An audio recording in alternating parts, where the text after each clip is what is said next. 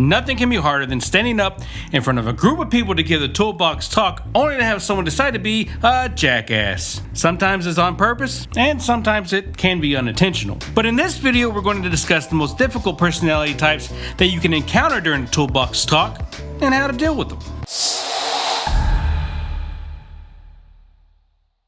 This video is sponsored by SafeSite, helping health and safety professionals every day go beyond paper and digitize their daily safety workflow, all the way from safety inspections, audits, incident investigations, to documenting your daily Toolbox talks. You can get started today, free of charge, at safesitehq.com. Alright, so every morning, most job sites kick the day off with a safety person giving a Toolbox talk or just a random safety message that would best suit the need for the day ahead. Sometimes they go well. You get engagement from the craft, you laugh together, you cry together, everyone gives you a round of applause, and then they get going with their day. But sometimes, sometimes, you get that one person that just wants to make a point, and they want to see how much of everyone's time they can waste. Yeah, I love the message, but then you blow by legitimate safety concerns and safety issues to come yell at me because I don't have my earplugs in.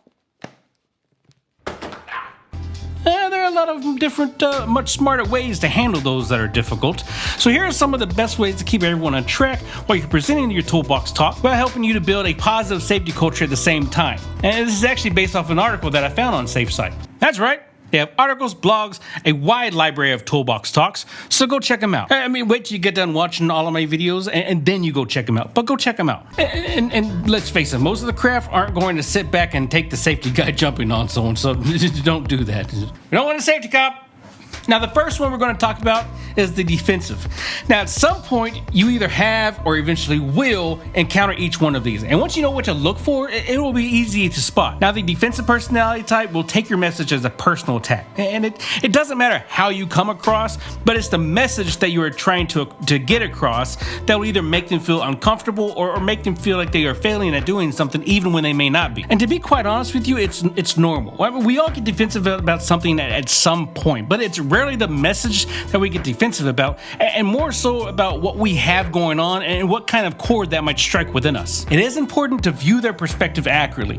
They aren't necessarily challenging you just to be challenging you. But when you see that someone is being defensive, try and get them involved. Ask them to tell you what they're thinking and try to offer them an explanation or solution to any of their issues that they may bring up. One time I had to give a meeting and talk about the rise in the number of incidents that we were having, and one of the foremen piped up and goes, "Well, we can't be everywhere at once. I can't be holding their hand when I have to be other places doing either paperwork or sitting in on one of these ridiculous meetings that they make us attend." Now, in the meeting itself, I just kind of agreed with him in a way that appeased him and cooled him down. But after the morning meeting, I took his boss aside and the three of us had a discussion in the flaw in his logic. And then after that, I just let the supervisor figure out how they were going to deal with it from that point on. Now, there might have been a better way to handle that, but this had a positive outcome in the end. And at the end of the day, that's really all that matters. But also keep in mind that some will come up acting defensive just to play devil's advocate. And if that's the case, then just let them play it out within your control. You're still the one holding the meeting, and you have to keep the conversation going on your terms. The next one is the dismissive.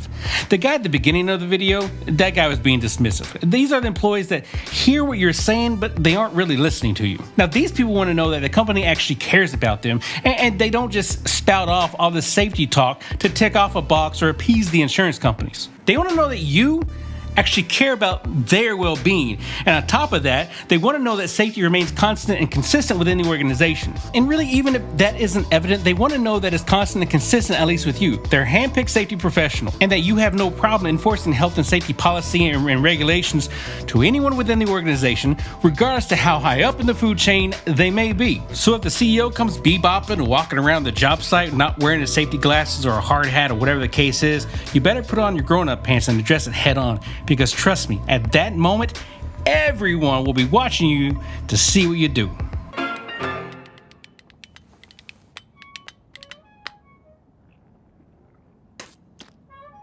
Making sure that you enforce health and safety requirements to anyone and everyone on the job site will help you into building some character and trust within the workforce. And I actually spoke about this in an earlier video, so when this one is done, go check that one out as well. But wait for this one first. Matter of fact, before we go any further, if you have not subscribed yet, hey, consider subscribing to this little button right down here in the corner of the screen. Just take your mouse, click on it, so bloop, subscribe, and then yeah, we're good. The last one we're going to talk about is the distractor. These are going to be hard to miss because they will make themselves known to you. Sometimes the dismissives will be silent, but you can tell by their body language or subtle exclamations what is really going on in their head. But the distractors, the distractors, you know who these are because normally they start off their questions with, yeah, but what about, and then they just try to switch the subject to something that they would much rather talk about. They're really just trying to get the spotlight onto them so they can get all the attention. But when this happens, you just use your authority to redirect the attention back to the subject that you're covering. And the only thing that matters is going through the material and going through the meeting and providing the right information to the workforce and helping them to understand if there are any legitimate questions. And at one time in a safety meeting, I was talking about road safety and site-wide speed limits when one guy pops up and goes, yeah, but what about the safety guy that pulled off out front of the 300-man tent kicking and screaming up dust and dirt trying to get out of here? You mean the same safety guy that was part of the site response team and was responding to an active emergency because someone was trapped inside the walls of the CA-20?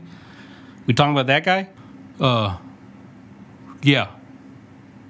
And a little bit more backstory to that, he didn't peel off, but there was a little bit of loose gravel where he parked, so when he went to accelerate the truck, it did kind of kick up some loose gravel, but it didn't go flying everywhere. When you're done, just ask the group, does anyone else have any questions or feel we haven't addressed this topic completely? Because that will either dictate if you need to spend more time on that subject, or if you're free to go without having to keep backpedaling to talk about the same thing over and over again before the meeting is done. Now look, if you want to check out another video which will provide you some tips on how to build trust with the craft, which will help you even more in holding your toolbox talks, then click on the video that is on the screen right now. And make sure to subscribe if you enjoy these videos. But as for me, I'll catch you on the next video right here, or here, just somewhere on the screen.